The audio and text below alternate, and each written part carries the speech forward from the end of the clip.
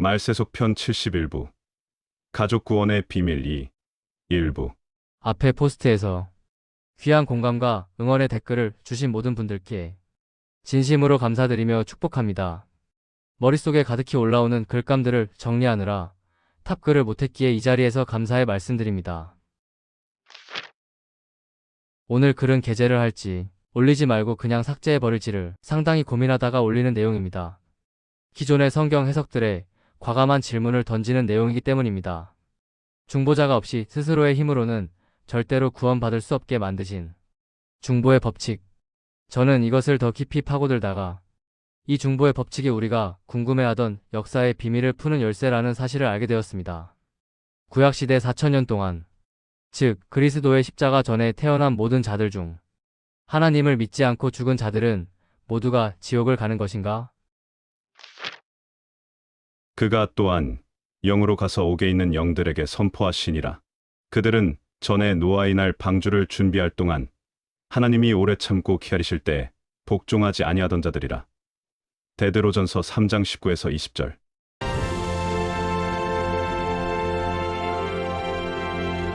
그리스도께서는 십자가의 죽음 이후 3일간 왜 노아의 홍수 때 불순종으로 죽어서 지옥이 확정된 자들에게 가신 것일까? 도대체 지옥이 확정된 자들에게 무엇을 선포하러 가신 것일까? 이 모든 질문에 해답을 주는 열쇠가 중보의 법칙이라는 사실을 저는 깨닫게 된 것이죠. 분명한 것은 아래와 같은 믿음을 가진 사람들은 위의 질문에 대한 해답을 절대로 내놓을 수 없다는 사실입니다. 열심히 거룩을 추구하고 죄를 짓지 말아야 천국을 갈 수 있다. 죄인 스스로의 노력이 있어야 천국을 간다는 위의 내용을 믿고 있는 한 그리스도의 십자가 전에 태어나서 죽은 4000년간의 모든 불신자들의 운명과 주님께서 노아의 홍수 때 죽은 불신자들에게 가신 이유는 절대로 설명이 불가능한 것입니다. 오로지 중보의 법칙만이 해답을 내어놓을 수 있습니다. 오늘 내용은 일부에 이어서 중보의 법칙을 조금 더 파헤쳐보는 포스트입니다. 모든 내용을 철저하게 성경의 성구를 증거로 내놓으며 증명했습니다. 하지만 정답이란 주장은 하지 않습니다. 어차피 곧 올라가면 모두가 알게 될 사실이니 지금의 내용은 기존의 교리를 반박하려는 것이 아닌 진실을 찾아보려는 노력으로 아시고 함께 해주시기 부탁드립니다. 열심히 거룩을 추구하고 죄를 짓지 말아야 천국을 갈 수 있다. 라고 믿고 있는 분들은 오늘 저의 이야기에 충격을 받을 가능성이 높습니다. 자신이 그동안 거짓된 교리에 속고 있었다는 사실을 분명하게 깨닫게 될 가능성이 높기 때문입니다. 충격받기 싫으신 분들은 열람을 삼가해 주시기 부탁드립니다. 오늘도 조금 놀라실 것입니다. 오늘 이야기 시작합니다. 프롤로그. 에스더의 중보 덕분에 동족들이 구원받았습니다. 아브라함의 중보 덕분에 롯과 그의 가족이 구원받았습니다. 라합의 중보 덕분에 그녀의 가족들이 구원받았습니다. 노아의 중보 덕분에 그의 가족들이 구원받았습니다. 이들 모두가 예수 그리스도의 십자가가 없던 시대에 중보의 법칙의 혜택을 이용한 사람들입니다. 그렇다면 예수 그리스도의 십자가를 통해 하나님의 값없는 은혜가 선포된 은혜의 시대에 하나님의 어린 양의 보혈을 들고 하나님께 나아오는 당신의 중보의 힘은 얼마나 큰 힘을 발휘할까요? 너의 모든 죄값을 내가 모두 갚았도다. 거기다가 당신은 천지를 창조하신 창조주의, 사랑하는 신부, 하늘의 에스더, 왕같은 제사장입니다.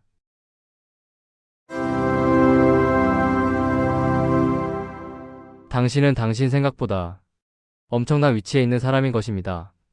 신년 특집 가족 구원의 비밀 일부 중에서 챕터 1 욥기의 비밀. 성경을 읽을 때마다 저는 구약에 등장하는 한 인물의 이해되지 않는 행동 때문에 궁금증이 생기곤 했습니다. 이 사람은 왜 이런 의미 없는 일을 하는 거지? 저로 하여금 이런 생각을 하게 만든 인물의 성구를 함께 보시겠습니다.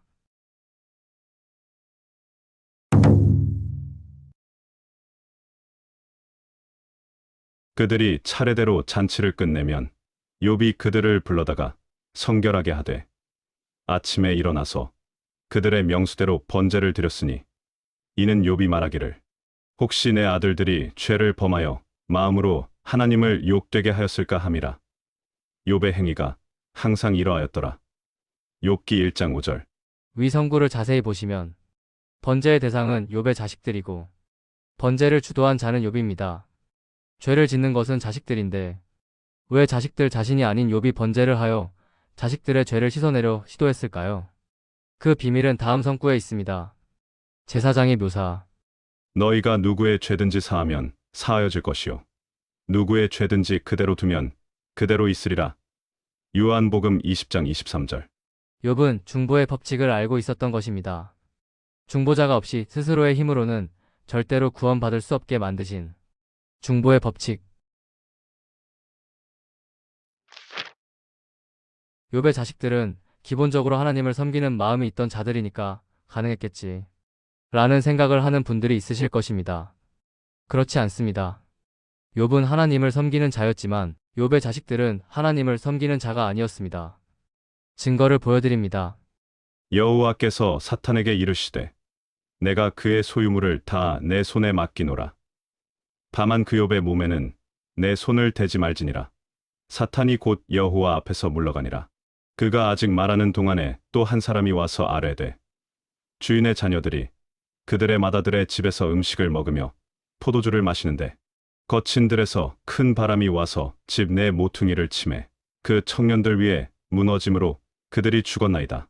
마만 홀로 피하였으므로 주인께 아뢰러 왔나이다. 욥기 1장 18에서 19절. 욥의 자식들이 하나님을 섬기는 충성된 사람이었으면 하나님께서 그들을 사탄에게 내어주어 죽게 하는 일은 절대로 발생할 수 없는 것입니다. 이 사실의 증거 선구는 수없이 많지만 다음이 대표적입니다. 두려워하지 말라. 내가 너와 함께함이라. 놀라지 말라. 나는 내 하나님이 됨이라. 내가 너를 굳세게 하리라. 참으로 너를 도와주리라. 참으로 나의 의로운 오른손으로 너를 붙들리라. 이사야 41장 10절. 이해 있으신 분? 위와 같이 약속하신 하나님이시기에 하나님을 잘 섬기는 성도들을 사탄에게 넘겨주어 죽게 하는 일은 절대로 발생하지 않는 것입니다. 거친 들에서 큰 바람이 와서 집 내 모퉁이를 치매 그 청년들 위에 무너짐으로 그들이 죽었나이다. 분명히 욥의 자식들은 하나님을 섬기는 자들이 아니었습니다. 이제 질문 드립니다. 우리는 하늘에서 욥을 만날 수 있을까요? 당연히 만나게 될 것입니다. 욥의 독백. 내가 알기에는 나의 대속자가 살아계시니 마침내 그가 땅 위에 서실 것이라. 내 가죽이 벗김을 당한 뒤에도 내가 육체 밖에서 하나님을 보리라. 욥기 19장 25에서 26절. 욥은 위의 말에서 자신을 보호하고 있는 중보자의 법칙을 논하고 있습니다. 우리가 욥을 하늘에서 만나게 될 것이라는 사실은 상식입니다. 욥이 지옥 불못으로 떨어질 자라면 애초에 욥기는 씌어질 이유가 없으니까요. 하지만 다음 질문은 조금 어려우실 것입니다. 우리는 사탄에게 내어주신 바되어 집에 깔려 죽은 불신자들, 즉 욥의 자녀들을 하늘에서 만날 수 있을까요? 어렵죠? 사실 중보의 법칙을 아는 사람들에게 이 문제는 어려운 질문이 아닙니다. 정답은 우리는 하늘에서 욥의 자녀들을 반드시 만나게 될 것입니다. 입니다. 욥의 자녀들은 비록 하나님을 섬기는 자들이 아니라서 사탄의 손에 넘김을 받았지만 그들을 대신에 번제를 드리는 욥이라는 중보자가 있었기 때문에 값없이 천국에 가게 되는 것입니다. 증거 선구를 보여드립니다. 제사장의 묘사. 만일 죽은 자들이 도무지 다시 살아나지 못하면 죽은 자들을 위하여 세례를 받는 자들이 무엇을 하겠느냐? 어찌하여 그들을 위하여 세례를 받느냐? 고린도전서 15장 29절. 욥기에서 욥의 자식들이 집에 깔려 죽었을 때 그 사실을 종들에게 보고받은 욥이 가장 먼저 뭐를 했을지 성경에는 써있지 않지만 우리는 알 수 있습니다. 분명히 욥은 죽은 자식들을 위해 즉시 번제를 치렀을 것입니다. 욥은 중보의 법칙을 알고 있던 자였기 때문입니다. 제사장의 묘사. 만일 죽은 자들이 도무지 다시 살아나지 못하면 죽은 자들을 위하여 세례를 받는 자들이 무엇을 하겠느냐? 어찌하여 그들을 위하여 세례를 받느냐? 고린도전서 15장 29절. 중보자가 없이 스스로의 힘으로는 절대로 구원받을 수 없게 만드신 중보의 법칙. 너의 모든 죄값을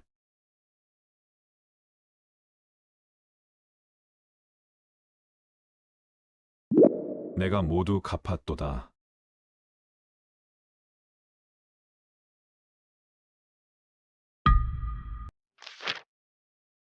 챕터 2 무지했던 시대. 스스로의 힘으로 구원받고자 하는 자는 절대로 구원을 받을 수 없습니다. 하나님과의 사이에서 죄인을 거룩하게 해주는 중보자 없이는 구원은 절대로 불가능한 것입니다. 죄인이 노력하는 의로운 행위나 회개나 죄를 안 짓는 것은 구원과 아무 상관이 없다는 소리입니다. 구원은 반드시 중보자만이 이룰 수 있는 것입니다. 그 사람의 어떠함과 상관없이 하나님의 기름 부음 받은 중보자만 있으면 구원을 받는 중보의 법칙. 너의 모든 죄값을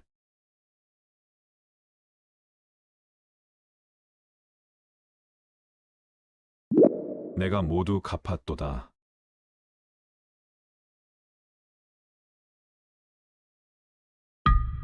이 법칙의 존재 덕분에 십자가 이후에 태어난 지난 역사의 모든 성도들이 가장 궁금해하던 다음의 수수께끼가 풀리는 것입니다.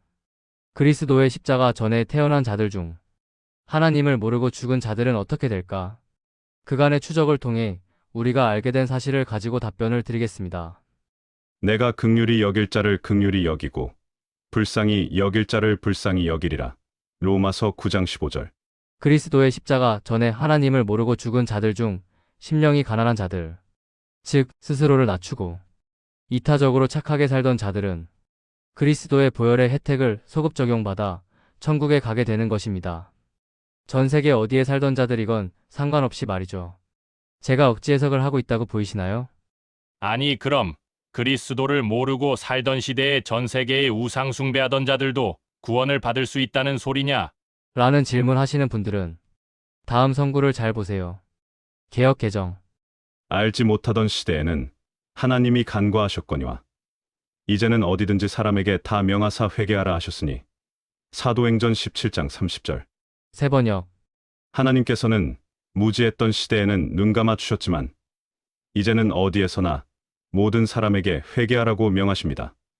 사도행전 17장 30절. 하나님께서는 무지했던 시대는 눈 감아주신다. 위 성구가 사실이라면 죄인의 거룩함을 위한 노력은 구원과 상관이 없는 것입니다. 무조건 하나님의 기름 부음 받은 의로운 한 사람의 중보를 통해 모든 죄를 용서받아 천국에 가는 것. 이것이 중보의 법칙입니다. 저는 분명한 성경의 성구를 통해 증명하는 중입니다. 너희가 그 은혜를 인하여 믿음으로 말미암아 구원을 얻었나니 이것이 너희에게서 난 것이 아니요 구원은 하나님의 선물이라. 구원은 너희의 행위에서 난 것이 아니니 이는 누구든지 자랑치 못하게 함이니라. 에베소서 2장 8에서 9절. 위와 같이 성경에 써있는 그대로 구원은 하나님께서 죄인들에게 값없이 주시는 선물이고 구원은 너희의 행위와 아무 관련이 없다고 수천 번을 이야기해도 다음과 같은 가짜 복음을 믿는 사람들은 절대로 이 성경 말씀을 인정하지 않습니다. 믿어도 회개를 덜해서 죄 남아 있으면 지옥 간다. 잘못 살면 구원이 소멸되어 지옥 간다. 그러니 열심히 거룩을 추구하고 죄를 짓지 말아야 천국을 갈 수 있다. 인간의 노력을 추가해야 천국을 갈 수 있다고 믿는 사람들은 중보자만 있으면 모두가 구원받을 수 있다는 말을 절대로 믿을 수 없는 것입니다. 제가 가장 궁금한 것은 이 사람들은 그리스도께서 무엇 때문에 십자가에 달려 죽으신 것이라고 믿고 있기에 위와 같은 생각을 고집하고 있는 것일까 하는 것입니다. 염소와 송아지의 피로 하지 아니하고 오직 자기의 피로 영원한 속죄를 이루사 단번에 성소에 들어가셨느니라. 히브리서 9장 12절. 너의 모든 죄값을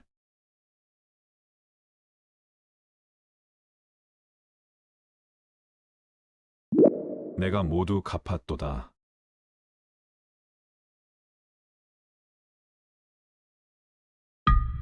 이 사람들이 거룩함이 있어야 천국을 간다는 착각을 하고 있는 이유는 딱 하나입니다. 성경에 기록된 거룩해야 천성에 들어갈 수 있는 조건 리스트를 천국의 조건 리스트로 착각을 하고 있기 때문입니다. 천국을 들어갈 수 있는 조건, 값없이. 천국, 하나님의 은혜의 선물로 주를 믿는 모두가 값없이 천국에 입성. 천성을 들어갈 수 있는 조건, 회개.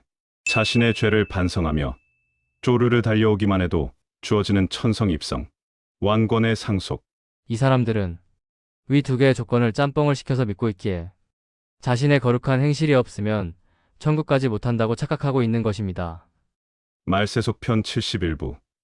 가족 구원의 비밀 2. 1부. The End.